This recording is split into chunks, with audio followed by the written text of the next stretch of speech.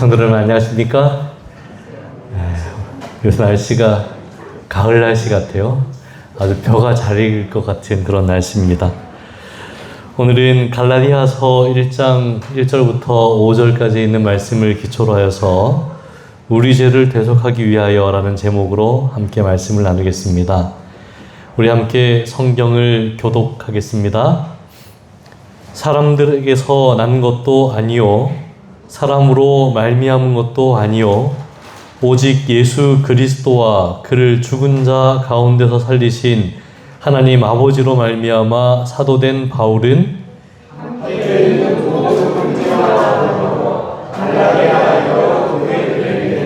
우리 하나님 아버지와 주 예수 그리스도로부터 은혜와 평강이 있기를 원하노라.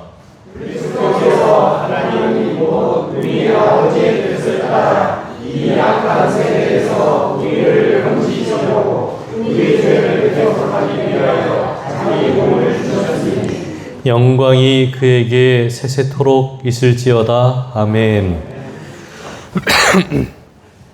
오늘은 갈라디아서 1장에 나와 있는 이 서론의 내용을 기초로 하여서 제가 제목으로는 우리 죄를 대속하기 위하여라고 썼지만 좀 더 구체적으로 들어가 보면 이 약한 세대에서 우리를 건지시려고 라고 하는 것이 더 정확한 제목입니다.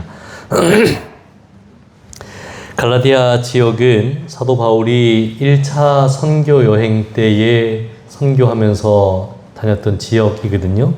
그 갈라디아는 그 지역 전체 지역을 말합니다. 특별히 동그라미로 표시되어 있는 갈라디아라고 하는 부분이 있죠. 여기 이제 이쪽 위에를 북 갈라디아라고 그러고 이쪽 남쪽을 남 갈라디아라고 그렇게 하는데,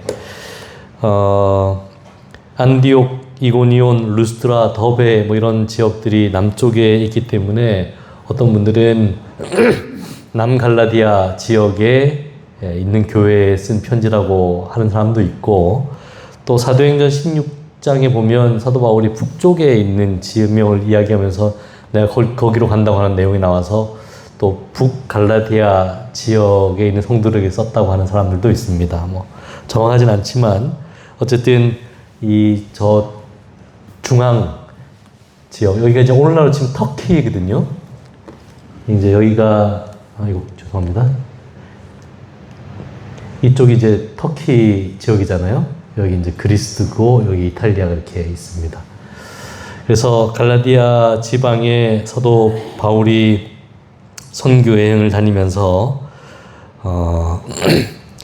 이 세운 교회들에게 쓴 편지서가 갈라디아서인데, 이 갈라디아서가 사도 바울이 쓴 편지 중에 가장 먼저 쓴 편지입니다. 그래서 갈라디아서가 가장 먼저 써서 그런지는 잘 모르지만 학자들의 연구에 의하면, 저는 뭐 원어를 잘 모르니까 문장이 좀 거칠고 공격적이고 굉장히 전투적이라고 그렇게 이야기해요. 뭔가 좀 다른 서신보다는 좀 더 직접적인 내용들이 좀 많이 들어 있습니다. 사도 바울은 이 갈라디아서를 쓸 때에 그 지역에 생긴 교회가 가지고 있는 문제, 특별히 다른 복음이 선포되고 있는 것에 대하여 우려를 가지고 편지를 쓰게 되는데, 이 다른 복음이라는 것은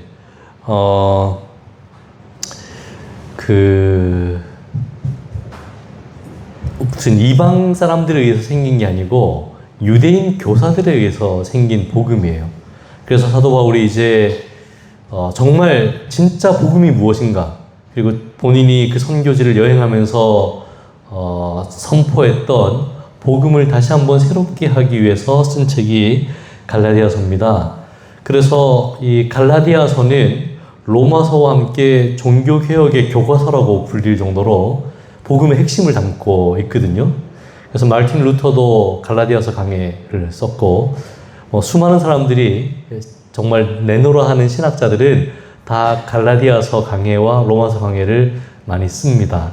그래서 이 갈라디아서가 바울의 서신 가운데 좀 급하고 거칠게 쓰여지긴 했지만 정말 신속하게 복음을 다시 새롭게 알려주기 위해서 쓴 책이기 때문에 굉장히 중요한 자리를 차지하고 있어요. 그래서 여러분들이 몇 장 안 되는 책이기 때문에 갈라디아서를 좀 잘 읽어보면 사도 바울이 무엇을 말하고 싶은지 그리고 복음이 무엇인지를 알 수가 있습니다. 사도 바울은 이제 복음을 전하기 위해서 여기저기를 다녔는데 사도 바울의 그 단점이라고 하면 사도 바울은 어떤 면에서는 스스로 사도라고 부르는 사람이죠. 그러니까 예수님의 12제자가 있는데 자기도 사도라고 말을 하는 겁니다. 그러니까 이 사도 바울에 대하여 부정적인 사람들은 사도 바울이 사도가 아니다. 사도로서 무슨 자격이 있느냐? 예수님의 제자도 아니었고 이런 이유들을 대면서 사도 바울을 공격을 많이 했거든요. 그래서 사도 바울이 편지를 쓰면서 가장 먼저 한 말이 뭐냐면 사람에게서 난 것도 아니요 사람으로 말미암은 것도 아니요 오직 예수 그리스도와 그를 죽은 자 가운데서 살리신 하나님 아버지로 말미암아 사도된 바울은 이렇게 쓰는 겁니다. 내가 사람의 인정을 받아서 사도가 된 게 아니고 하나님이 나를 부르셨기 때문에 나는 사도가 되었다. 이렇게 쓰고 있거든요. 그래서 가장 첫 문장부터 사도 바울은 자기의 사도권을 옹호하는 그런 글을 쓰고 있습니다. 사도 바울은 그의 편지서에서 대부분 다 이 내용을 좀 담고 있어요. 하나님이 나를 부르셨다. 나는 하나님의 부름받은 사도다. 이런 내용을 굉장히 좀 강력하게 쓰고 있습니다. 아까 말씀드린 것처럼 사도 바울의 사도직을 반대하는 사람들은 12사도들은 예수님을 개인적으로 알고 그에 직접 따라다닌 제자였는데 당신은 그런 게 아니지 않느냐. 오히려 바울은 초대교회 예수님을 섬기던 사람들을 박해했던 사람들이잖아요. 그러니까 그에게는 사도 자격이 없다라고 그렇게 이야기를 하는데 사도 바울은 자신은 예수님의 제자는 아니었지만 예수님을 직접 만난 사람이다. 그렇게 이야기하고 그리스도께서 자기에게 사명을 위탁하셨다고 그렇게 쓰고 있습니다. 그래서 갈라디아서 1장에 보면 그 내용이 굉장히 길게 나와 있는데 1장 11절부터 20절까지 좀 길지만 읽어보면 형제들아 내가 너희에게 알게 하노니 내가 전한 복음은 사람의 뜻을 따라 된 것이 아니니라. 이는 내가 사람에게 받은 것도 아니요 배운 것도 아니요 오직 예수 그리스도의 계시로 말미암은 것이라. 내가 이전에 유대교에 있을 때에 행한 일을 너희가 들었거니와 하나님의 교회를 심히 박해하여 멸하고 내가 내 동족 중 여러 연갑자보다 유대교를 지나치게 믿어 내 조상의 전통에 대하여 더욱 열심히 있었으나 그러나 내 어머니의 태로부터 나를 택정하시고 그의 은혜로 나를 부르시니가 그의 아들을 이방에 전하기 위하여 그를 내 속에 나타내시기를 기뻐하셨을 때에 내가 곧 혈육과 의논하지 아니하고 나보다 먼저 사도된 자들을 만나려고 예루살렘으로 가지 아니하고 아라비아로 갔다가 다시 다메섹으로 돌아간더라. 그 후 3년 만에 내가 게바를 방문하려고 예루살렘에 올라가서 그와 함께 15일을 머무는 동안 주의 형제 야고보 외에 다른 사도들을 보지 못하였노라. 보라, 내가 너희에게 쓰는 것은 하나님 앞에서 거짓말이 아니로라. 이렇게 길게 이야기합니다. 갈라디아서 굉장히 짧은 책인데 자기가 어떻게 사도로서 부름받았고 이것이 하나님께서 나에게 맡기신 이방을 향한 복음의 통로로서의 사명임을 강력하게 이야기하고 있거든요. 그래서 이 갈라디아서 1장은 전체가 다 읽어보면 사도 바울이 나는 사도다 이 이야기를 쓰고 하고 있는 겁니다. 나중에 고린도 후서에서도 자기의 사도직에 대한 도전을 받았을 때 여기에 대한 변명, 그 다음에 옹호를 굉장히 많이 하고 있죠. 그러면서 사도 바울이 뭐라고 이야기하냐면 내가 어리석은 자가 되었으나 너희가 억지로 시킨 것이 아니니 나는 너희에게 칭찬을 받아야 마땅하도다. 내가 아무것도 아니나 지극히 크다는 사도들보다 조금도 부족하지 아니하니라. 사도의 표가 된 것은 내가 너희 가운데서 모든 참음과 표적과 기사와 능력을 행한 것이라 이렇게 이야기했습니다. 고린도후서에서. 그러니까 사도가 자기가 사도라는 것을 자꾸 이야기를 하잖아요. 왜 이렇게까지 할까? 저희 목사들도 목사 증명서가 있습니다.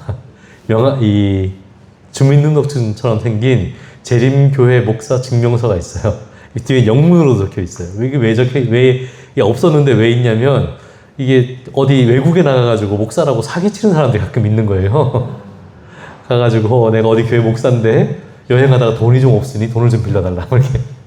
그래가지고 이제 이게 안 되겠다. 그래서 목사 증명서라는 것을 만들어가지고 주민등록증처럼 주고 어디 가서 이렇게 할 때 증명하도록 이렇게 했는데, 사도 바울 당시에는 이런 게 없잖아요. 예수님께 무슨 사도 증명서를 받은 것도 아니고.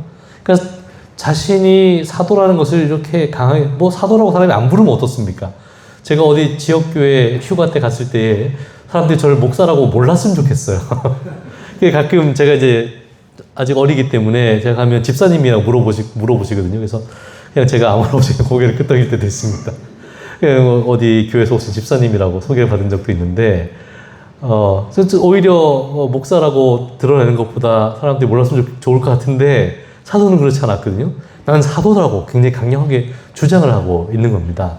이 왜 그렇게까지 하는가? 왜냐하면 그가 전한 복음이 자기의 사도권과 연결되어 있기 때문에 그랬어요.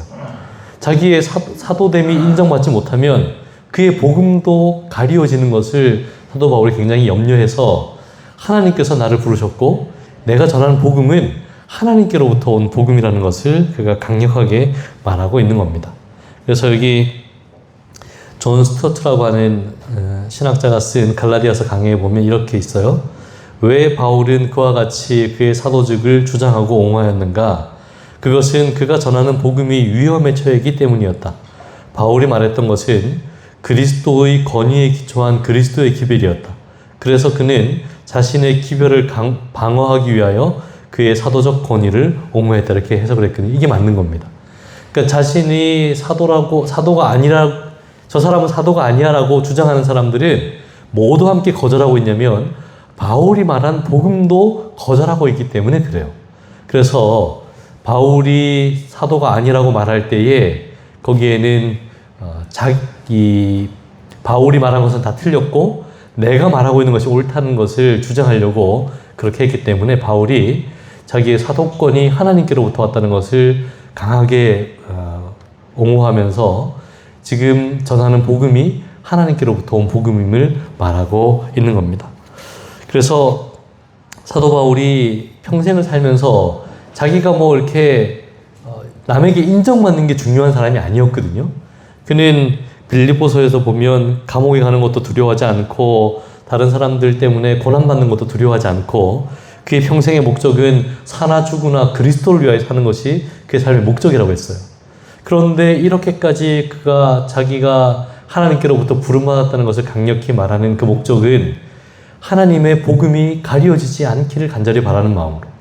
그래서 사람들은 눈에 보이는 타이틀을 가지고 평가하는 경우가 많이 있기 때문에 자기가 사도권이 무시받을 때에 복음도 가리워지지 않을까 염려하는 마음으로 이렇게 기록을 한 겁니다. 가끔 우리도 그런 경우가 있어요. 사람을 볼 때에 그가 가지고 있는 타이틀로 그가 가지고 있는 기별을 함께 묶어서 평가하는 경우가 있는데 그렇지 않아요. 누가 전하든지 하나님의 복음이 복음되도록 해야 되는 것입니다. 그래서 우리는 말씀을 들을 때에 그 말씀을 전하는 자가 많이 배운 목사든지 신학을 잘하는 신학자든지 혹은 그렇지 않은 평신도든지 관계없이 말씀으로써 우리가 그것을 받고 하나님의 은혜 가운데 머무는 것이 너무나 필요한 것이죠. 사도 바울은 자기의 사도권이 하나님께로부터 왔음을 이야기한 다음에 그들에게 이렇게 인사합니다. 다 함께 좀 읽어볼까요? 우리 시작. 우리 하나님 아버지와 주 예수 그리스도로 받은 은혜와 평강이 있기를 원하노라. 사도 바울의 그 인사말 가장 첫 번째 항상 너희에게 하나님 아버지와 주 예수 그리스도로부터 은혜와 평강이 있기를 원한다고 하는 인사말이 있거든요. 이것은 사도 바울이 쓴 거의 모든 편지에 등장하는 표현입니다. 그래서 여러분들이 사도 바울의 서신 읽어보면 항상 이 인사가 등장해요.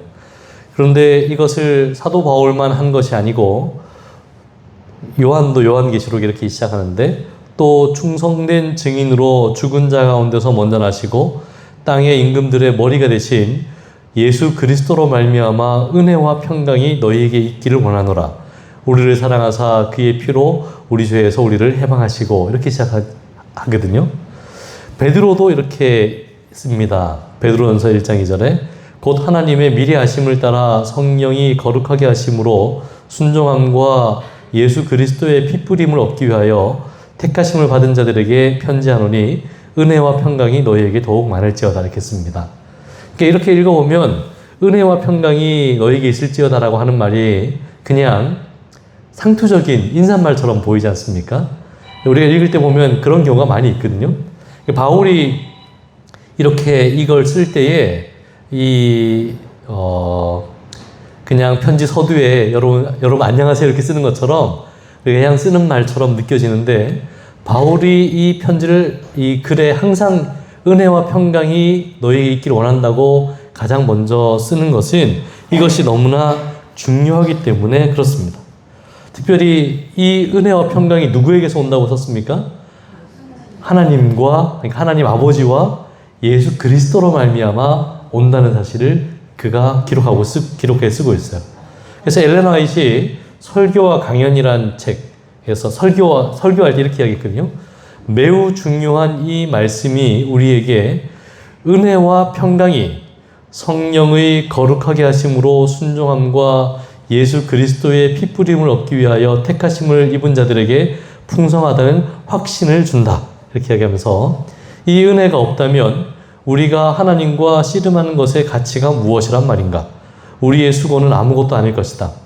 우리는 예수 그리스도께서 우리의 구속자로서 우리를 지탱하고 계신 관계의 풍성한 빛을 던져주는 이 말씀을 충분히 이해해야 된다, 이렇게 하겠습니다. 그러니까 우리는 성령의 은혜 가운데, 하나님의 성령의 이끄심 가운데 하나님의 은혜와 평강을 누리는 그런 삶을 살고 있는데, 이것이 하나님께로부터 온다는 것, 예수 그리스도로 말미암아 우리에게 이른다는 것을 꼭 기억하라고 가르쳐주고 있어요. 다른 곳에서는 은혜가 없고 다른 것으로서는 마음의 평강을 누릴 수가 없다는 것을 사도 바울이 이야기하고 있습니다. 우리의 수고와 노력으로 하나님의 은혜를 누리거나 우리가 열심히 살았기 때문에 마음의 평안을 누리는 것이 아니라 전적으로 아버지 하나님과 예수 그리스도로 말미암아 이것이 우리에게 이른다는 것. 그래서 베드로는 뭐라고 또 이야기했냐면, 하나님과 우리 주 예수를 알므로 은혜와 평강이 너희에게 더욱 많을지어다, 이렇게 이야기했거든요. 그러니까 우리가 언제 마음에 참된 평안을 누리는가? 하나님이 어떤 분인지 바르게 알 때, 예수 그리스도를 이해하고 신앙할 때, 그때 우리는 은혜와 평강을 누린다고 성경이 가르치고 있는 것입니다. 바꾸어 말하면 하나님을 모르면 마음에 평강이 없어요. 하나님이 어떤 분인지 모르면 우리는 은혜를 경험하지 못합니다. 제가 지난번 금요일 저녁 시간에 로마서를 우리가 함께 연구했지 않습니까? 우리 지금 정로의 계단을 함께 살피고 있는데, 그 전에 로마서를 연구할 때 말씀드렸던 것이, 사도 바울이 그와 같이 복음 위에 굳게 설 수 있었던 것은 하나님 아버지를 바르게 알았기 때문이라고 제가 설명을 드렸는데, 하나님이 어떤 분인지 알았기 때문에 그는 고난 가운데서도 기뻐할 수 있었고, 그의 모든 삶을 다 들여서 복음을 전하는 것에 두려워하지 않았던 것입니다. 오늘 우리에게도 하나님을 알므로 은혜와 평강이 있게 되기를 간절히 바랍니다. 하나님을 알아야 돼요. 하나님이 어떤 분인지 알아야 우리는 그 은혜를 누릴 수 있고, 예수 그리스도가 어떤 분인지 알아야 그 가운데서 평강을 누릴 수가 있습니다. 은혜라는 용어가 신약 성경에서 156번 기록되어 있는데, 우리는 은혜에 대해서 말할 때에 이 은혜는 나를 구원하는 은혜에 대해서만 집중하고, 또 좀 더 나아가면 용서하신 하나님의 은혜, 이런 내용들을 우리가 많이 다루지 않습니까? 오늘 교과에서도 그 부분을 우리가 함께 다뤘는데, 하나님은 자비롭고 은혜가 많으신 분이라서 그분에게 나아가는 모든 이들은 용서를 받고 구원을 받는다, 이렇게 우리가 배우고 가르칩니다. 그런데 은혜는 우리를 구원하는 능력일 뿐 아니라 또한 우리로 하여금 하나님 안에서 자라게 하는 능력이 되는 겁니다. 이번 기 교과 총 주제가 그리스도 안에서 자라남이지 않습니까? 그 내용을 다루고 있는데 우리가 어떻게 자라는가? 우리가 어떻게 믿음과 신앙이 성장하는가? 이 은혜를 충만히 누릴 때에 자라나게 된다는 것입니다. 베드로는 베드로후서 3장 18절에서 오직 우리 주 예수 그리스도의 은혜와 그를 아는 지식에서 자라가라. 영광이 이제와 영원한 날까지 그에게 있을지어다. 이렇게 하겠어요.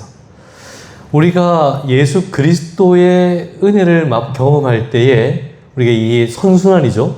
예수 그리스도를 알 때에 그분의 은혜를 맛보고 또 은혜를 경험할 때에 그분을 깊이 알아가고 그래서 이 복음의 선순환 가운데 있을 때에 믿음이 자라게 되는 것입니다.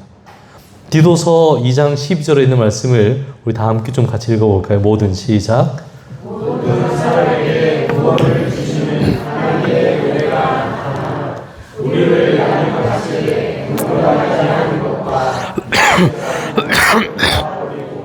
신중함과 미움과 등등함으로 이 세상에 살고.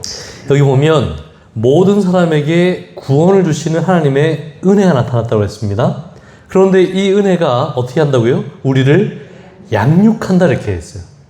그러니까 우리가 경험하는 것은 주로 우리를 구원하시는 하나님의 은혜예요. 그래서 아이고 나를 구원하신 하나님의 은혜 얼마나 감사한지 모릅니다 이렇게 우리가 늘 말하는데 거기에만 은혜가 멈추면 안 되고 은혜가 어떻게 해야 됩니까? 우리를 자라도록 양육하는 은혜가 돼야 돼요. 그래서 우리가 그리스도인의 삶을 살 때에 신앙이 맨날 제자리에 있는 것처럼 느낄 때에 우리가 좀 마음이 괴롭거든요. 어떤 여집사님이 저에게 오셔서 신앙 상담하면서 이렇게 이야기했습니다. 목사님, 저는 마치 제 신앙이 다람쥐 쳇바퀴 돌듯 제자리에만 있는 것 같아서 늘 마음이 안 좋다고 그렇게 이야기를 하셨어요. 열심히 뭔가를 하는데 맨날 제자리에 있는 것 같다고. 그래서 제가 그 집사님과 함께 여러 가지 내용을 나누면서 하나님의 은혜에 대한 내용을 함께 나눈 적이 있어요. 은혜가 우리를 자라게 만들어요. 은혜가 우리로 하여금 더욱 단단한 신앙인이 되게 하고 우리로 하여금 고난을 견딜 뿐 아니라 고난 가운데서도 기뻐하는 그리스도인이 되게 만드는 것입니다. 그래서 사도 바울이 은혜와 평강이 너에게 있을지어다라고 말할 때에 이 은혜가 예수 그리스도와 하나님 아버지에게로서만 온다는 것을 기억하고 우리도 그 가운데서 놀라운 은혜를 맛보게 되기를 간절히 바랍니다. 평강은 신약 성경에서 43번 기록되어 있는데 이 성경에서 말하는 평강은 예수님께서 말씀하신 것처럼 세상이 주는 것과 같지 않은 평강이라고 이야기합니다. 우리 요한복음 14장 27절을 또 함께 읽어볼까요? 평안을 시작. 평안을 너희에게 끼치노니 곧 나의 평안을 너희에게 주노라. 내가 너희에게 주는 것은 세상이 주는 것과 같이 아니하니라.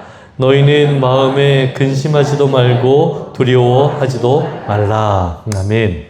요한복음 14장이 어떻게 시작하는지 아십니까? 오늘 안시가 그 시작 전에 읽었는데 요한복음 14장이 뭐로 시작하죠?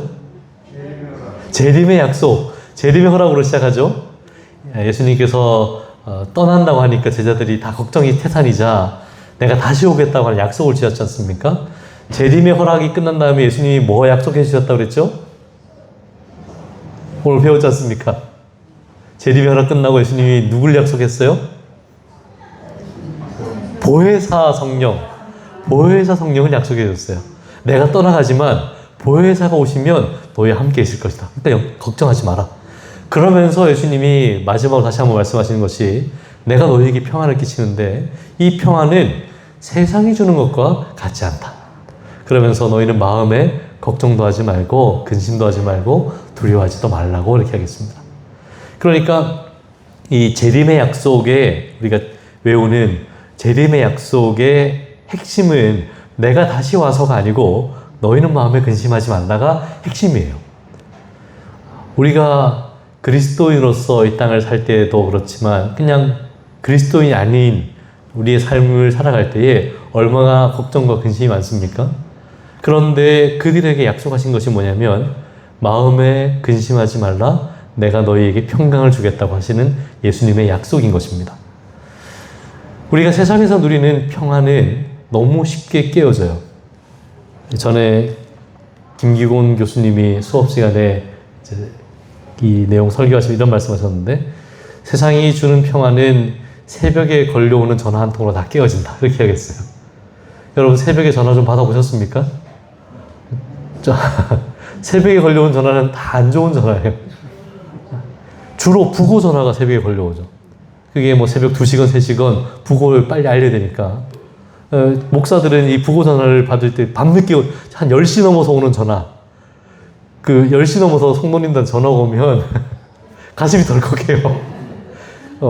특별히 누가 좀 편찮으시다고 하는 그런 소식을 들었는데 그때 전화가 걸려오면 그러니까 마음이 그날 하루 종일 좋다가도 밤늦게 걸려오는 전화 한 통, 새벽에 걸려오는 전화 한 통에 깨어지는 게 우리가 세상에 누리는 평화거든요. 그런데 예수님께서 약속하신 평화는 뭐냐면 내가 너에게 주는 평화는 세상이 주는 것 같지 않다고 그렇게 이야기했습니다. 그래서 우리가 그리스도 안에서 마음의 평안을 느낀다는 것은 내 마음이 안정되었다 이런 것이 아니고 내 삶이 하나님께 맡겨졌다는 것을 이야기하고 있어요. 그래서 우리가 어제 저녁에 우리가 함께 배운 헌신의 내용도 그 종로계단에서 제5장 헌신을 배웠는데 그 내용의 핵심도 뭔가 헌신이라는 것이 하나님께 뭔가를 드리는 게 아니고 드려서 하나님께 뭔가 감사를 표현하는 게 헌신이 아니고 하나님께 내 삶을 맡김으로 그분이 돌보아 주시는 것이 헌신의 목적이라고 말씀드렸습니다.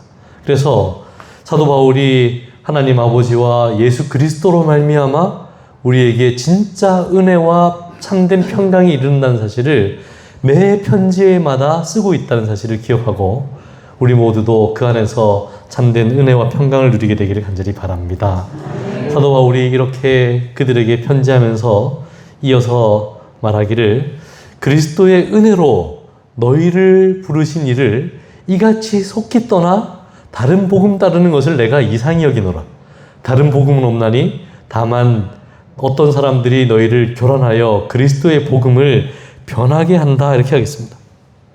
이 갈라디아 교회, 갈라디아 지역에 있는 교회들, 초대교회가 당면한 가장 첫 번째 이설이 있는데 그게 뭐냐면 복음으로부터 떠나게 하는 거거든요.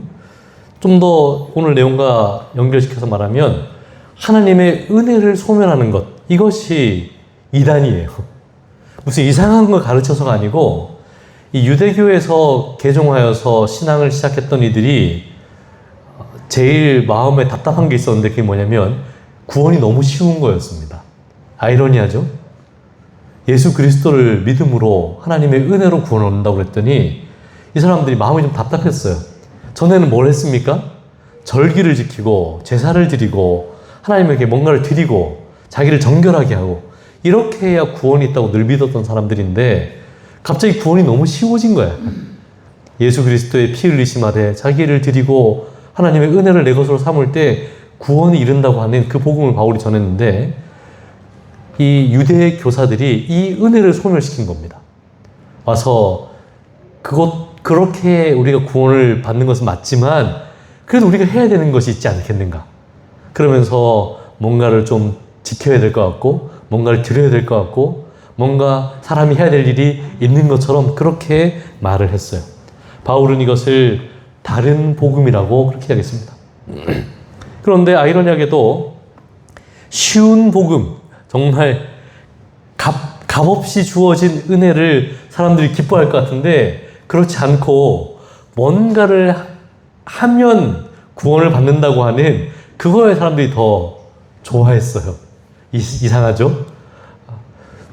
뭔가 내가 하나님 앞에 헌금 잘 드리고 안식일 잘 지키고 뭐 이렇게 건강생활 잘 지키고 하면 구원을 받는다고 하면 아마 우리 중에 대부분 다 구원을 받을걸요? 그거 열심히 하면 안식일 철저히 지키고 헌금 잘 드리고 뭐 이런 거 잘하면 구원을 받는다고 하면 아마 정말 철저히 할 겁니다.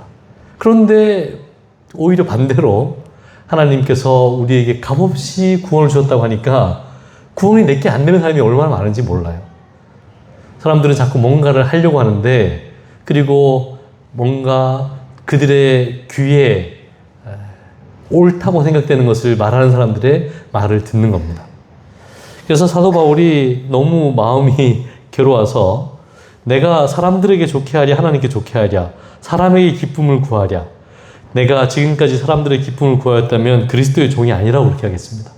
그러면서 사람들이 듣기 좋아하는 설교만 하면 나도 인기 올라가고 좋겠지만 그게 복음이 아니라고 이야기했어요.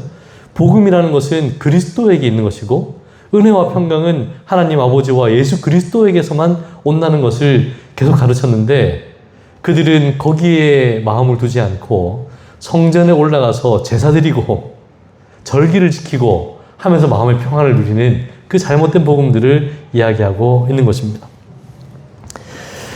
초대교회가 사도 바울이 복음을 선포할 때 기쁨으로 받았다가 나중에 좀 시간이 지나면서 자기가 원하는 것을 말하는 사람들의 귀를 기울이기 시작했어요.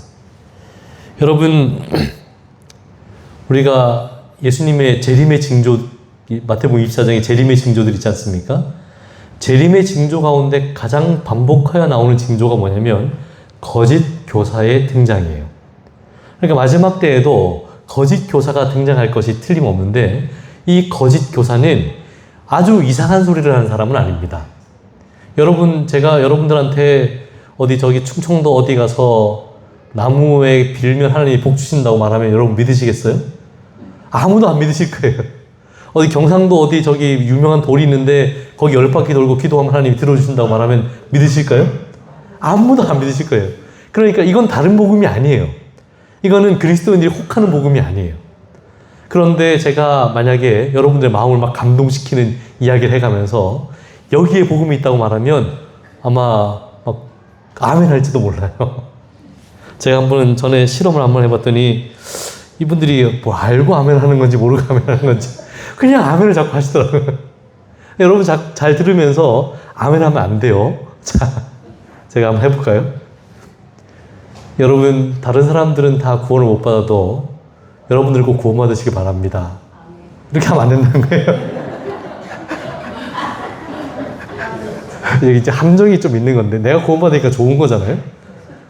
근데 다른 사람들 다 구원 받아, 나만 구원 받으면 돼. 이렇게 하면 안 된다는 거예요. 우리의 구원이 나를 통해서 다른 사람에게까지 연결이 돼야 되는데, 이게 이제, 근데 여기 다 아멘하게 돼 있죠. 내가 구원받는다니까. 그래서 많은 그리스도인들이 내가 듣고 싶은 이야기를 해주면 다 좋아해요. 그래서 마치 그것이 복음인 것처럼 생각하는데, 사도 바울이 그걸 책망하는 겁니다. 그건 다른 복음이다. 예수 그리스도의 은혜로 부름받아 여기까지 온 너희가 어떻게 그렇게 쉽게 복음을 떠났느냐? 다른 복음에 귀를 기울이지 말라고 그렇게 이야기를 하는 것입니다. 이스라엘이 이 남북으로 나누어졌을 때에 여호사밧이 그 아합 왕과 연합해가지고 아람 군대와 전쟁을 할 때가 있지 않습니까? 열왕기상 22장에 보면 여호사밧이 이제 아람과 함께 아합이 전쟁을 치를 때에 함께 가서 연합군으로 전쟁을 하거든요. 그때 우리 잘 아는 것처럼 여호사밧이 아합에게 이렇게 말하죠. 여호사밧이 이르되 이 외에 우리에게 물을 만한 여호와의 선지자가 여기 있지 아니하나이까 이렇게 말을 했어요. 그랬더니 아합이 뭐라고 이야기합니까? 이스라엘 왕이 여호사밧에게 이르되 아직도 이물라의 아들 미가야 한 사람이 있으니 그로 말미암아 여호와께 물을 수 있으나 그는 내게 대하여 길한 일은 예언하지 아니하고 흉한 일만 예언하기로 내가 그를 미워하나이다. 여호사밧이 이르되 왕은 그런 말씀을 마옵소서. 이 아합에게 선지자들이 있었어요. 내가 아람이랑 싸울까 물어봤더니 선지자들이 왕이여 올라가서서 다 이렇게 하겠습니다. 그랬더니 여호사밧이 보니까 이 선지자들이 다 믿업지 못해요. 그래서 물을 만한 사람이 없습니까? 또 있지 않습니까? 이렇게 했더니 아합이 뭐라고 이야기하냐면 내가 한 사람 있긴 있는데 굉장히 좋은 선지자가 있어요. 이물라의 아들 미가야라고 하는 선지자가 있는데 물어보기만 하면 나한테 안 좋은 소리만 한다고. 그래서 내가 물어보기 싫다고. 이렇게 이야기하는 거예요. 그러니까 여호사밧이 그러면 안 된다고 의 물어봐야 된다고. 그래서 이 미가야를 부르러 사람들을 보내거든요. 그러니까 사람들이 미가야한테 가가지고 왕이 부른다고. 왕이 부르니까 가서 좀 싫은 소리 하지 말고 왕이 듣기 좋은 이야기 좀 하라고. 이렇게 말하거든요. 그랬더니 미가야가 뭐라고 이야기하냐면 내가 듣기 싫은 소리, 듣기 좋은 소리 하는 게 아니고 하나님께 받은 말씀을 하는 것이라고 이렇게 이야기합니다. 이게 얼마나 중요해요? 그런데 결국 그 말을 듣지 않고 이 아합 왕이 전쟁에 참여했다가 죽임을 당하지 않습니까? 그러니까 이 시대가 어떤 시대냐면 자기가 듣고 싶은 이야기를 듣기 원하는 그런 시대에 살고 있어요. 거짓 선지자는 이렇게 등장합니다. 우리가 듣고 싶은 이야기를 자꾸 해주는, 그래서 내가 막 설교 들으면 막 마음이 좋아져. 그렇다고 다 그 설교가 옳은 설교가 아니고 성경에 맞는 설교가 옳은 설교고 참된 복음이 바르게 선포되어야 된다는 거예요. 바울이 갈라디아 교회를 책망하면서 이 교회가 하나님의 복음 위에 바로 서기를 원했습니다. 자기가 듣고 싶은 이야기 자꾸 해주는 교사를 쫓아가지 아니하고 다른 복음 따르지 아니하고 오직 참된 복음 위에서 함께 서기를 간절히 바라는 마음으로 이야기하는 겁니다. 오늘 우리도 하나님께서 우리에게 가르치신 복음 위에 굳게 서게 되기를 간절히 바랍니다. 하나님의 은혜와 평강은 아버지 하나님과 예수 그리스도를 통해서만 나에게 이른다는 것을 잊지 말아야 돼요. 바울은 이렇게 이야기했습니다. 그리스도께서 하나님 곧 우리 아버지의 뜻을 따라 이 악한 세대에서 우리를 건지시려고 우리 죄를 대속하기 위하여 자기 몸을 주셨다. 이게 이제 복음의 핵심이지 않습니까? 이 악한 세대에서 우리를 건지시려고 자기를 주셨다. 요한이 요한복음 1장에서 보라 세상 죄를 지고 가는 하나님의 어린 양이라고 예수를 소개했는데 이때의 사람들은 그 하나님의 어린 양이란 말을 다 이해하지 못했어요. 하나님의 어린 양이 정확하게 무슨 뜻이지? 그런데 예수님이 십자가에 달려 돌아가신 다음에 성도들, 이 제자들은 이걸 이해했습니다. 우리를 구원하기 위하여 자기 몸을 내어주신 분이시구나. 예수님께서 마태복음 20장에서 인자는 섬김을 받으려 온 것이 아니고 자기 목숨을 많은 사람의 대속물로 주려고 오신 것이라고 말했음에도 불구하고 제자들이 끝까지 이걸 받아들이지 않았지 않습니까? 그래서 예수님이 십자가에 달려 돌아가시자 다 떠나버린 거거든요. 그런데 나중에 예수님의 부활을 경험하고 난 다음에 그분의 죽으심이 우리의 구원이 됐다는 사실을 그가 깨닫게 된 겁니다. 그래서 이 갈라디아 1장 4절에 아버지의 뜻을 따라 이 악한 세대에서 우리를 건지시려고 우리 죄를 대속하기 위하여 자기 몸을 주셨다고 했어요. 그러니까 제자들에게 뭐가 주어진 겁니까? 구원이 주어진 거잖아요.